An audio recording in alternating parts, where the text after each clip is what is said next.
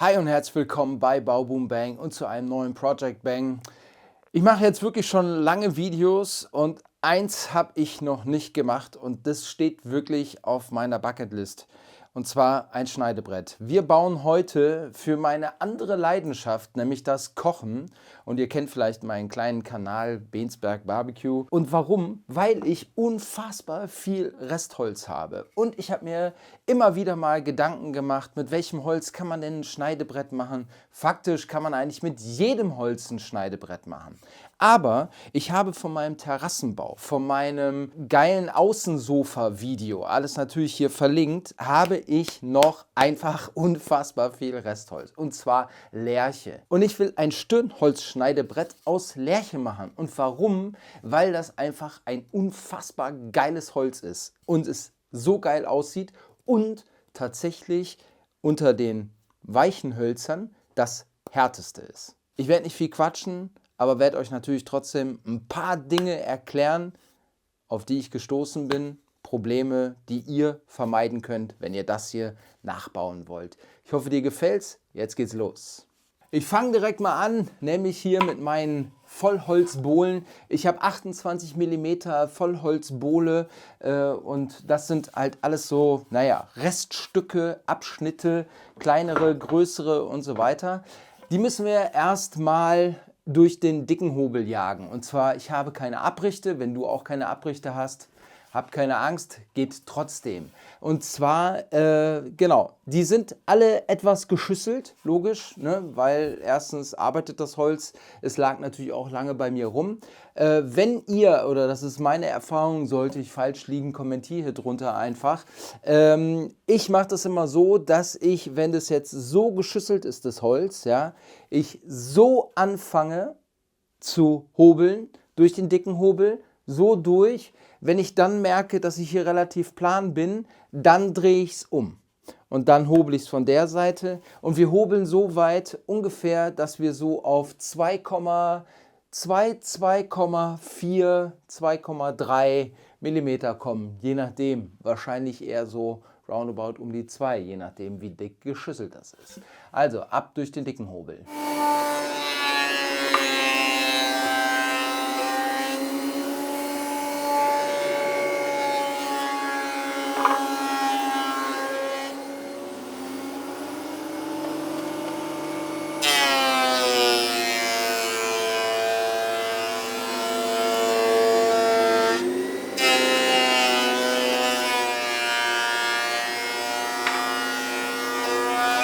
Ordentlich was durchgehobelt, so soll es auch sein. Manche Teile sind leider immer noch ein bisschen geschüsselt, da müsste ich noch weiter hobeln. Das mache ich dann vielleicht für eine andere Charge.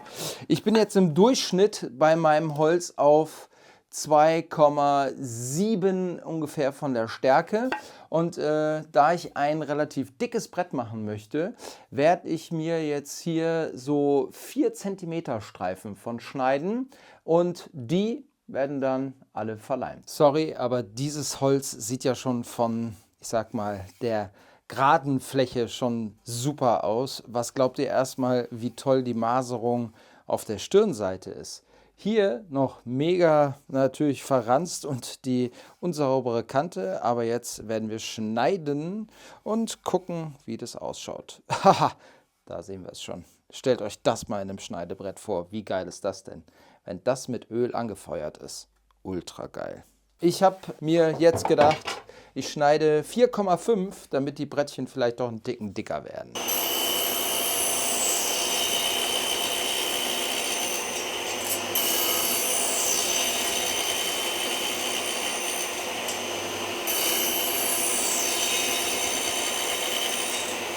Ah, wie geil!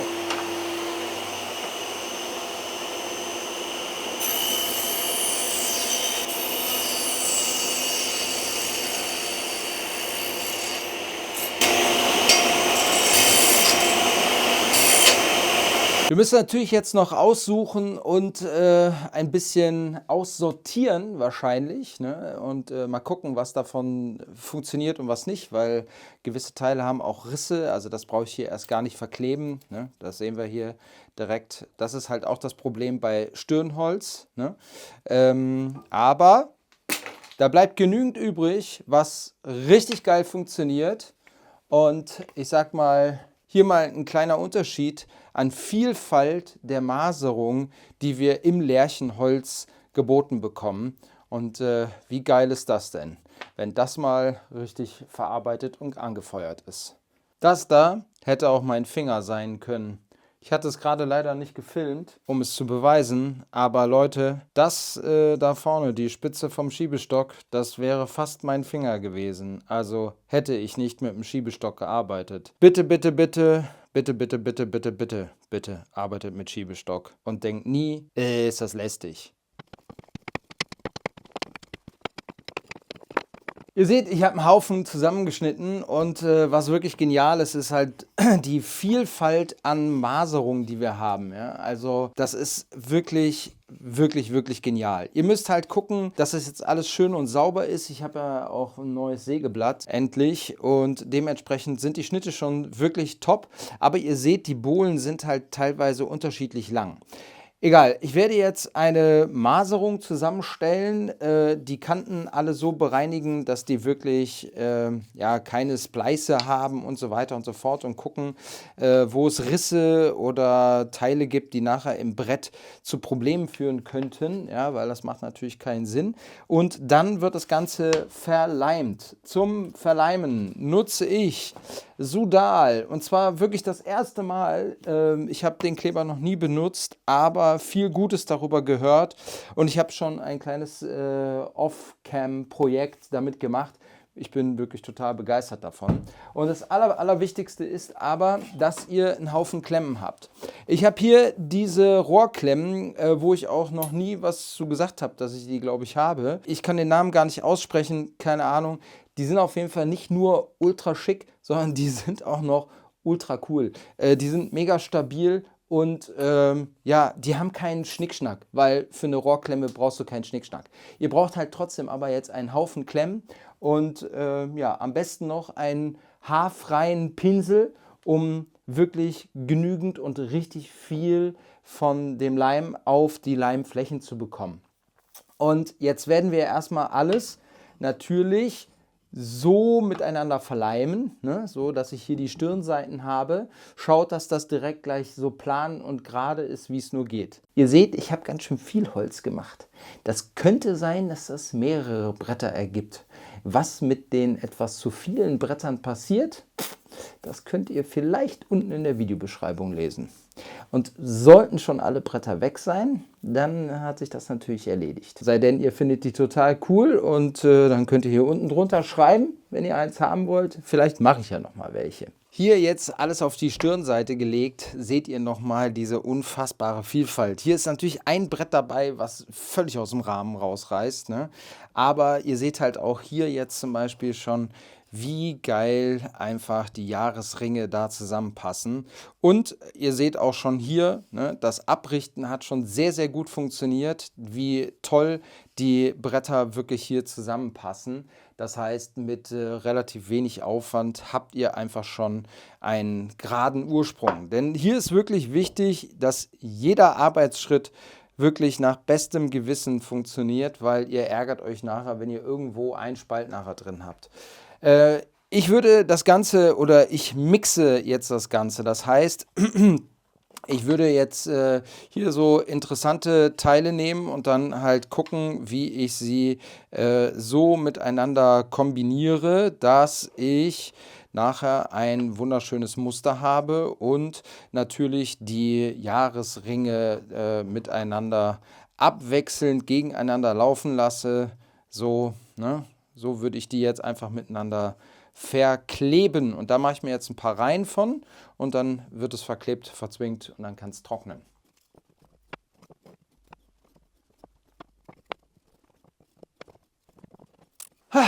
So, da haben wir eine Vielfalt zusammengestellt. Nehmt euch hier ein einfaches Schleifpapier und macht hier genau diese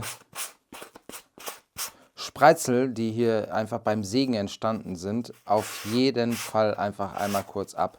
Und dann könnt ihr sie wieder perfekt aneinander reihen, genauso wie ihr euch das aufsortiert habt. Ich habe 2 Doppelreihen aneinander gepackt, damit ich mehr gleichzeitig verkleben kann.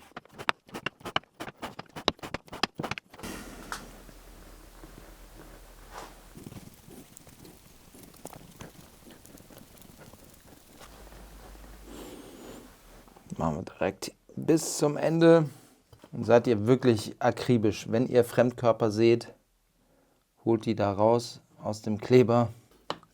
Sorgfalt belohnt euch nachher. Jetzt legen wir die zusammen. Und dann machen wir die Klemme dran. Die erste. Wir versuchen das jetzt hier noch alles einmal so gerade wie möglich zu schieben, damit wir nachher so wenig wie möglich Verschnitt haben, nicht? Und hier ist wirklich wichtig einfach, dass ihr anständige Klemmen habt mit genügend Zugweg, ja, also Pressweg, damit ihr wirklich richtig pressen könnt. Und eigentlich erkennt man eine gute Klebung daran, dass wirklich genügend Kleber erstens dazwischen war und dass dann an allen Fugen auch wirklich Kleber austritt. Ich habe jetzt hier einfach noch ein paar Leisten drauf gemacht und die dann nochmal gegen die Rohrzwingen verklemmt, so dass beim Trocknen einfach das Geleimte hier nicht hochkommen kann. In dem Falle bei diesem Kleber 2 Stunden getrocknet. Also ganz, ganz wichtig ist, Anpressdruck und Trocknungszeit sind hier extrem wichtig für das Endresultat. Frisch aus der Presse haben wir natürlich hier den ganzen getrockneten Leim. Und damit wir uns die Messer vom dicken Hobel später nicht kaputt machen und sie erstens auch anständig miteinander verleimen können, quasi wenn sie wieder geschnitten sind, wird alles hier abgemacht. Natürlich kann man so einen Leimratscher haben, aber wenn ihr einfach einen alten Spachtel habt, der eh schon quasi alles hinter sich hat, dann könnt ihr damit hervorragend den Leim abmachen. Kleiner Tipp, wenn ihr im 45-Grad-Winkel quasi zur Leimfuge das Ganze abkratzt, dann seid ihr am effektivsten. Und hier zeigt sich jetzt auch schon direkt die genaue Arbeit, die ihr am Anfang investiert habt, nämlich anständiges Zusägen, anständiges Verkleben, dass ich hier schon fast eine plane Fläche habe.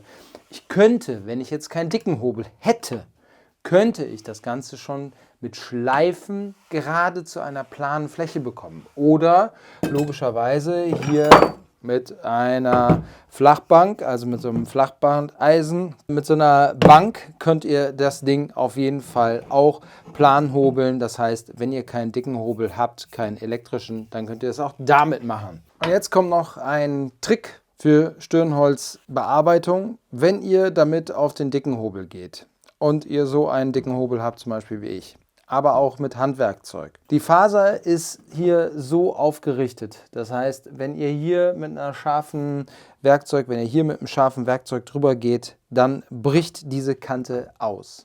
Hier gibt es 2 Möglichkeiten. Entweder bringt ihr hier eine Phase an, so das heißt, wenn hier das Rotationsmesser das hier wegmacht, schön erklärt, dann würde hier die Faser wegbrechen. Also wenn hier eine Phase dran ist, dann würde das Messer hier kommen und da ist die Phase und da gibt es nichts zum Ausbrechen. Das andere ist ein Opferbrett, was man einfach mit verleimt. Und das hier ist das Brett, was am Ende ist, wo egal was wegbrechen könnte, sollte was wegbrechen. Ihr seht, das ist noch total ganz. Und jetzt werden wir das mal durch einen dicken Hobel jagen und dann mal checken, was dann passiert.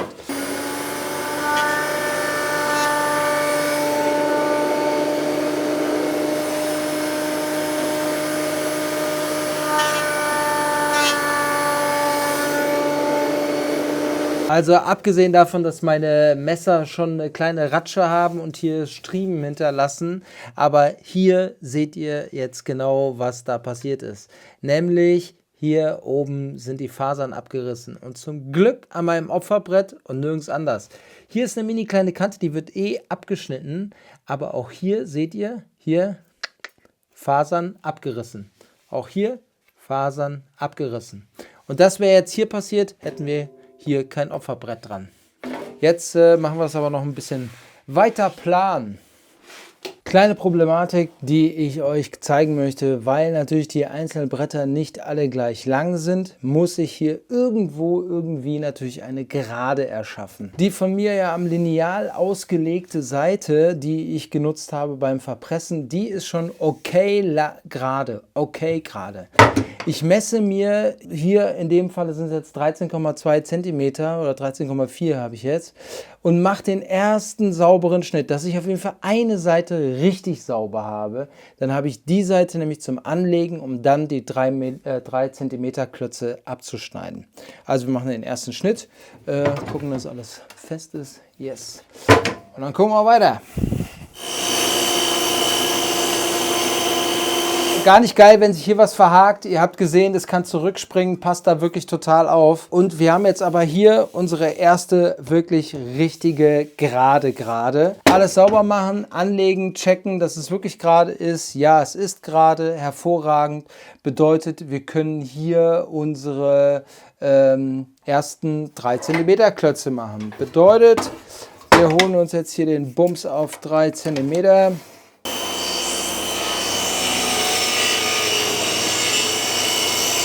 Ich habe jetzt von 2 Reihen, also von 2 solchen Blöcken, habe ich jeweils den Streifen miteinander gemixt. Das heißt, das ist Block A, das Block B, A, B, A, B, A, B. So komme ich auf meine 8 Streifen. Die Idee ja von meinem Brett ist ja nicht so ein riesengroßes Brett, weil das macht jeder.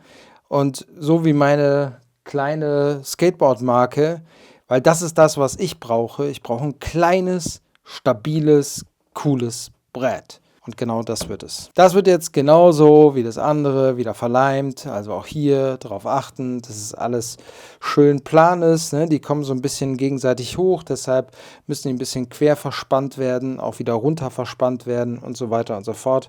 So dass die anständig sitzen. Hatte ich in diesem Video schon gesagt, dass ich Billigpinsel hasse.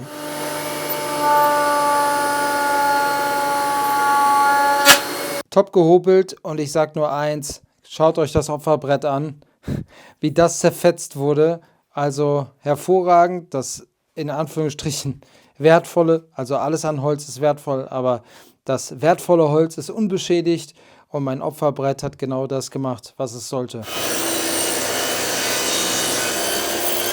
Vielleicht tut es im Herzen weh, so eine große Fläche. Und vielleicht werde ich auch nochmal so ein großes bauen. Aber ich will ja ein kleines bauen. Dementsprechend werden das jetzt hier 2 Bretter. Wir trennen sie genau in der Mitte. Und dann wird es einfach sehr, sehr schön werden. Das sind nämlich meine Brettchen. Und ich finde die genau die richtige Größe, um mal schnell ein paar Zwiebelchen oder was auch immer zu schneiden. Mehr Platz braucht man eigentlich nicht. Ich finde es total cool. Das sind auf jeden Fall die Baoboom Bang Schneidebrettchen 1.0, wie ich sie nenne, weil ich habe schon eine Idee für was anderes, aber das kommt dann auch später. Wir werden jetzt hier schön mit meiner guten alten Festool RS 300 EQ mit einem, 80er Schleifblatt. Werden wir jetzt hier die Riefen rausmachen, weil ich habe auch kein anderes Werkzeug, um leider mein schlechtes Hobelmesser zu korrigieren. Das machen wir jetzt, Schleifen von allen Seiten und dann kommt noch der letzte Trick. So sieht es nach 80er Körnung aus. Da kann ich euch sagen, also wenn ihr 60er Korn braucht oder 40er, dann habt ihr definitiv in der Vorarbeit was falsch gemacht. Aber ein 80er Korn ist total fein. Jetzt kommt's, wenn ihr noch feiner schleift, dann habt ihr zwar das Gefühl, dass ihr eine noch feinere Oberfläche bekommt. Aber wir reden hier erstens über ein Schneidebrett und zweitens, desto feiner ihr schleift, desto weniger nimmt das Holz nachher an Öl auf. Meine Erfahrung, auch hier, ich bin wieder kein Profi, wenn es was zu meckern gibt, schreibt es unten rein. Aber mit einem 80er Korn, meine Erfahrung, nimmt das Holz immer mehr von dem Schutzmaterial auf, vom Lack und so weiter. Und da wird das alles hier nachher ölen, nämlich mit Walnussöl. Das ist lustigerweise Marcells Walnussöl, ist nur leider nicht mein Öl. Schade. Das ist ein Walnussöl und Walnussöl ist, finde ich, genau das Richtige, um ein Schneidebrett zu ölen und der Pop entsteht dort hervorragend und der Schutz des Brettes ist auch toll. Jetzt kommt mein ganz persönliches Finish, nämlich mit einem 45 Grad Fräser mit meiner kleinen Oberkantenfräse. Geben wir dem Ganzen jetzt hier noch den nötigen Kick, ja, weil die scharfe Kante hier oben, das wird auf jeden Fall brechen, wie gesagt, weil wir halt eben Hirnholz, Stirnholz haben und ja, wenn das hier oben wegsplittert, dann sieht es halt einfach kacke aus, dann hat man hier sofort einen Riss an der Seite drin. Deshalb gibt es jetzt safety-mäßig hier noch eine schöne Kante.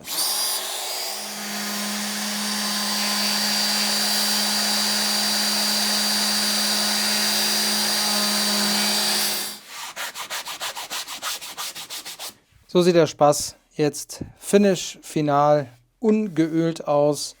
Und natürlich können hier an den Stellen, an den Seiten, da ist man nicht vorgewappnet, auch nochmal was abreißen. Hier habe ich so kleine Abrisse. Das passiert halt einfach, wenn man Hirnholz, Stirnholz verarbeitet. Die können jetzt geölt werden und dann wird es richtig interessant.